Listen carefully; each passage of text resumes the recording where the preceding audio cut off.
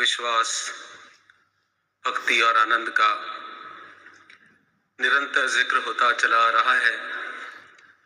जो विषय सदगुरु माता जी ने हमें दिया इस वर्ष, और साथ संगत कल भी एक बहन ने जिक्र किया कि किस प्रकार जो बाबा हरदेव सिंह जी महाराज का वो अमर वाक्य, अमर संदेश, अमर सूत्र, एक को जानो, एक को मानो, एक हो जाओ, इसी में निहित है वो भाव विश्वास के, भक्ति के और आनंद के।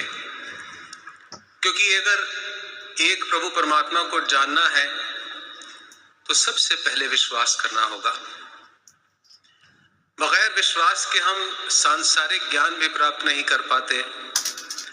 अपने बच्चों को स्कूल भेजते हैं तो कहते हैं बेटा have complete trust on your teacher. जो टीचर बताए, जैसा बताए वैसा करते चले जाना, पढ़ते चले जाना। Every step in our life begins with trust. और धर्म ग्रंथों ने, शास्त्रों ने हमें समझाया, बताया कि अगर प्रभु की प्राप्ति करनी है, इस एक को जानना है, तो विश्वास के साथ साथ विनम्रता भी धारण करनी होगी। तत्विधि प्राणिपातेन परिप्रश्नेन सेवया उपदेक्षन्ति ते ज्ञानम ज्ञानिनः तत्वदर्शितम। ज्ञान दी दौलत, नाम दी दौलत जेकर चाहो, सतगुरु दा सत्कार करो, शीश झुका के कहो सतगुरु नु मेहर मेरी सरकार करो। Be humble. जब तक साथ संगत ये विनम्रता नहीं आती और विश्वास नहीं होता, तब तक किसी प्रकार का ज्ञान नहीं होता। और इस ब्रह्म ज्ञान के लिए तो सदगुरु की शरण चरण में जाना ही पड़ता है। और जब एक बार वो एक को जानो की यात्रा हो जाती है, तो फिर एक और सफर प्रारंभ होता है, एक को मानो का। यानी कि उस पर विश्वास बनाए रखना। और एक को मानने के लिए फिर हमें भक्ति करनी होती है। और उसका भी साथ संगत तरीका सदगुरु ने समझाया कि निरंतर सेवा, सिमरन और सत्संग भावपूर्ण तरीके से करो। उसको रिचुअल बना करके नहीं। सदगुरु माता जी ने अपने प्रवचनों में अनेक बार समझाया कि हमारी भक्ति कहीं कांड या रिचुअल्स या सुपरस्टिशंस का रूप ना बन जाए। समझकर, जानकर फिर साथ संगत भक्ति करना। भगवान कृष्ण ने भी कहा कि मुझे अपने वो भक्त प्रिय हैं जो ज्ञानी तो है लेकिन प्रेमा भक्ति के आधार पर अपना जीवन जीते हैं। ऐसी प्रेमा भक्ति सदगुरु ने हमें दी, जिसका आज भी हम निरंतर इसका 74वां सोपान देख रहे हैं इस समागम के रूप में, जो विश्व के कोने कोने में प्रसारित हो रहा है। यह है सत्संगत भक्ति का रूप, अ माइक्रोकॉस्म ऑफ यूनिवर्सल ब्रदरहुड, वसुधैव कुटुंबकम का एक लघु रूप। और उसके बाद अवस्था आती है आनंद की, जहां वो भाव कि प्रभु हम में है और हम प्रभु में है।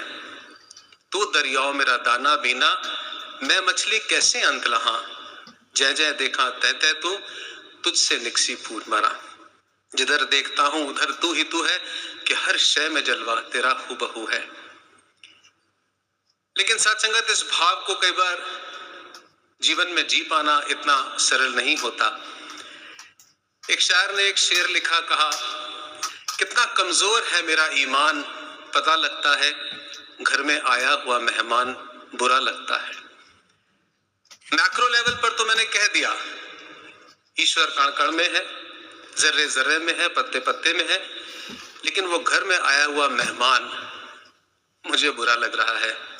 ये कहां से आ गए? पूछे बगैर ही आ जाते हैं। चलो आ भी गए हो तो कुछ लेकर के तो आते। ये बहुत खाते हैं। देखो बच्चों को भी साथ में ले आए। अब बच्चे भी देखिए घर में आए हैं तो सारा घर कितना खराब करके जा रहे हैं, कितनी गंदगी फैला करके जा रहे हैं।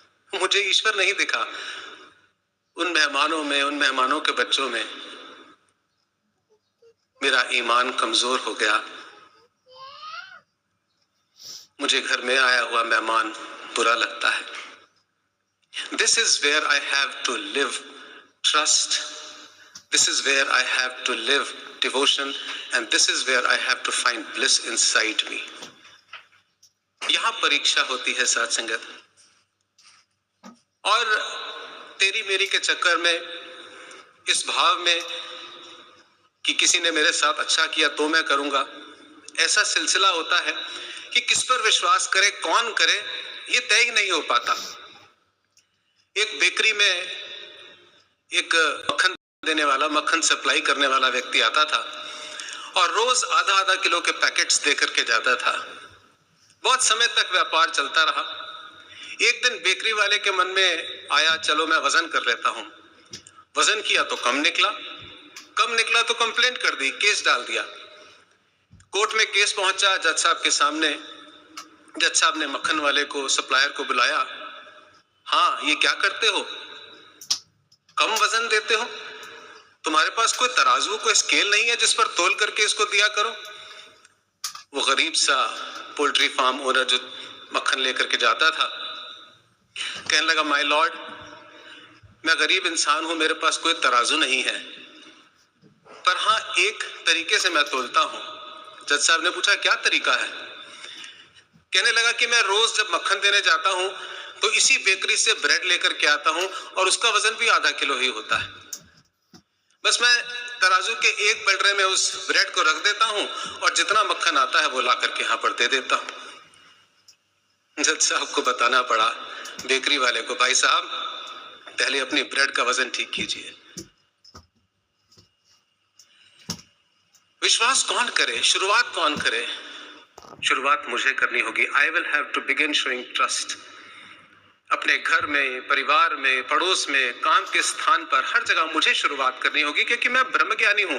मुझे सद्गुरु की कृपा से ये पता चला है कि ईश्वर कण कण में व्याप्त है। ईशा वास्यमिदं सर्वम यत्किंच जगत्याम जगत तेन त्यक्तेन पुंजिताम भागृतः कस्य सुदनम। I will have to begin. और साथ संगत, मैं मीन में एक निकालता हूं, गलतियां निकालता हूं, इस हद तक पहुंच जाता हूं कि मैं सदगुरु में भी ऐब देखना शुरू कर देता हूं, इस निरंकार में भी ऐब देखने शुरू कर देता हूं। शहनशाह बाबा अवतार सिंह जी महाराज ने संपूर्ण अवतार वाणी के शब्द नंबर 25 की 2 पंक्तियों में कहा, मूर्ख बंदा तेरे चोवी ढूंढ के ऐब दिखांदा है, होनी दाजा थप्पड़ पैंदा होश एनू तां आंदा है। ईश्वर में, प्रभु में इतनी सियानप, इतनी जुर्रत। अपने लिए सत्संग दास अरदास करता है, सच्चे पातशाह बख्श देना। कभी वीडियोस बना करके, कभी ईमेल्स डाल डाल के हम कहां कहां उंगलियां उठा रहे हैं।